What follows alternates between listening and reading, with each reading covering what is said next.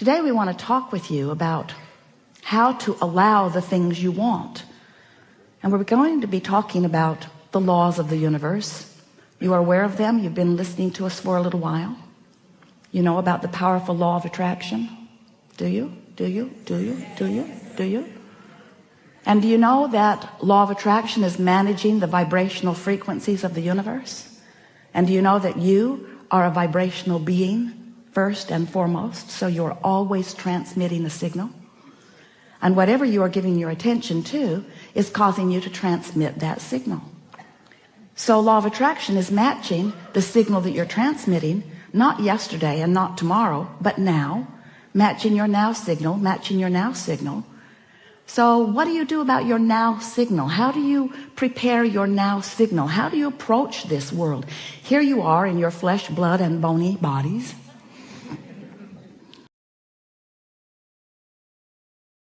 Mostly not even recognizing the fact that you are vibrational beings, that you are transmitting and receiving mechanisms in a universe that's managed by law of attraction, who is managing all of those transmissions.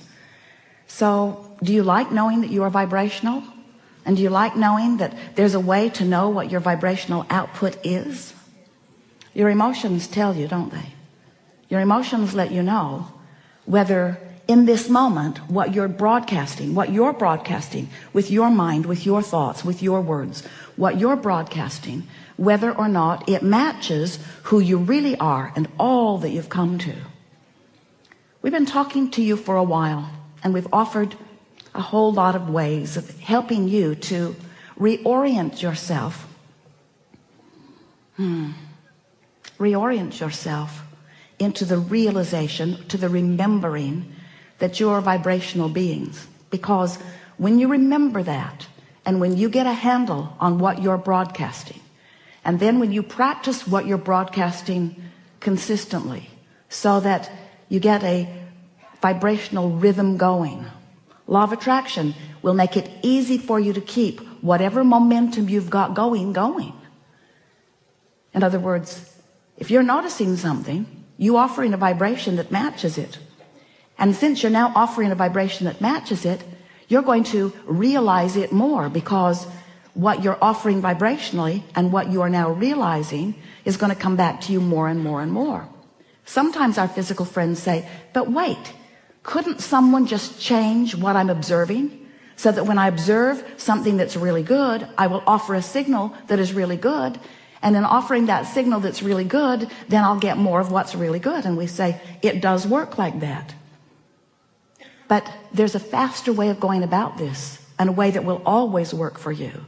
And that is, if you will decide that you don't need to wait for something good to observe before you broadcast a signal that matches something that you consider to be good, then you're going to tune your frequency so that only things that would qualify in the category of what you consider to be good can be realized by you. What do you think about that word, realized? Realized. Not so much, huh? Well, we really like it. We really like it. So we're going to give you just a very brief explanation of who you are and who we are and how we all fit into this together. And then we're eager to talk with you about anything that matters to you. Don't worry about us. We will wedge our message in the crack. So you are vibrational beings, and you are source energy beings, and you were source energy before you came into this body. And even though you are now in this body, you are still source energy. In fact, you are still more non-physically source energy vibrational beings than you are this flesh, blood, and bone version that you think of mostly as you. So here you are in your physical body. A part of all that you are is focused here. And as you explore the variety, just as you knew you would, in this magnificent leading edge environment, which is the leading edge of all creation, as you explore it from your personal point of view, you come to personal awarenesses and decisions of what you would prefer, how this can be better, how this can be better, the improvement in that, the improvement in that. By sifting through life, just like you planned, you know what you don't want, which causes you to know what you do want. So you are emanating signals of desire all day, every day.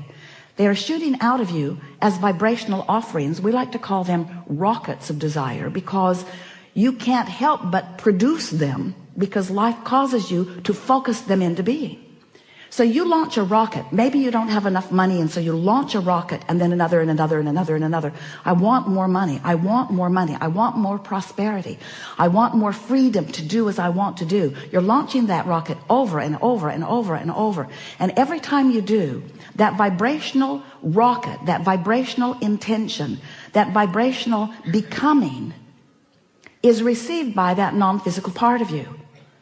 That non-physical part of you, we are gesturing like this because that non-physical part of you immediately becomes the vibrational equivalent of your desire. More prosperity now that you have just asked. More vibrational awareness and ability to be more prosperous than ever before, just now. So that vibrational version of you, we are doing this gesture because we are wanting to imitate your vortex of creation. This vibrational version of you, which precedes all manifested versions, this vibrational version of you has just become more prosperous. But the question that this gathering really wants to present to you in a way that you will ponder and come to conclusions about is that while the non-physical part of you has become more prosperous as a result of your asking, what are you doing in relationship to it right here and now?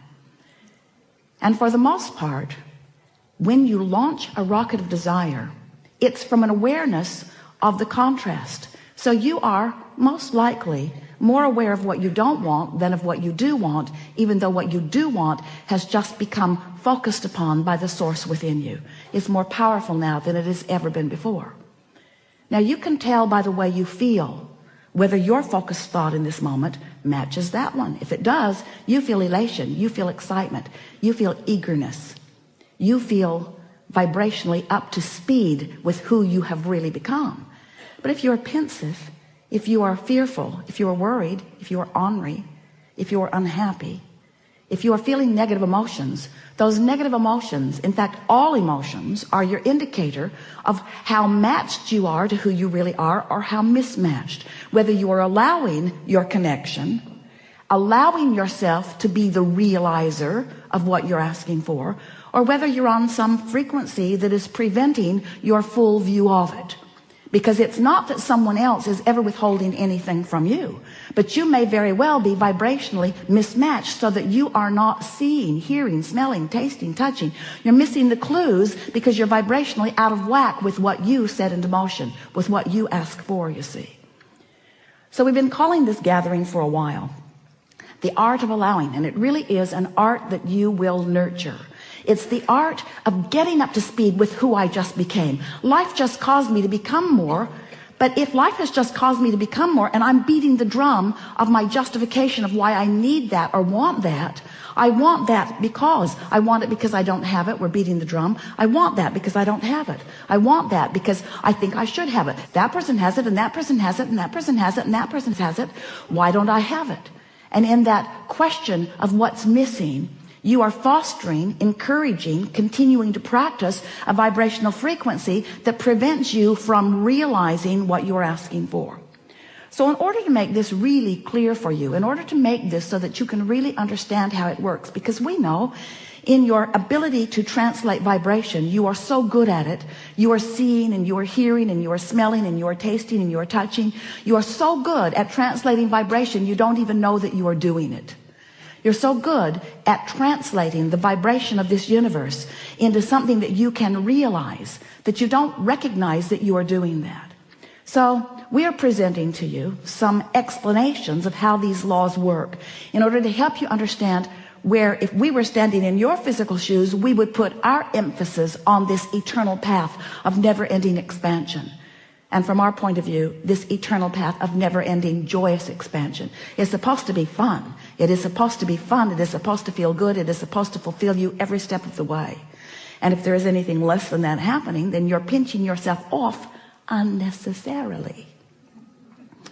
So the contrast causes you to ask, and it becomes a vibrational reality immediately. And our physical friends say, well, that's very nice for someone.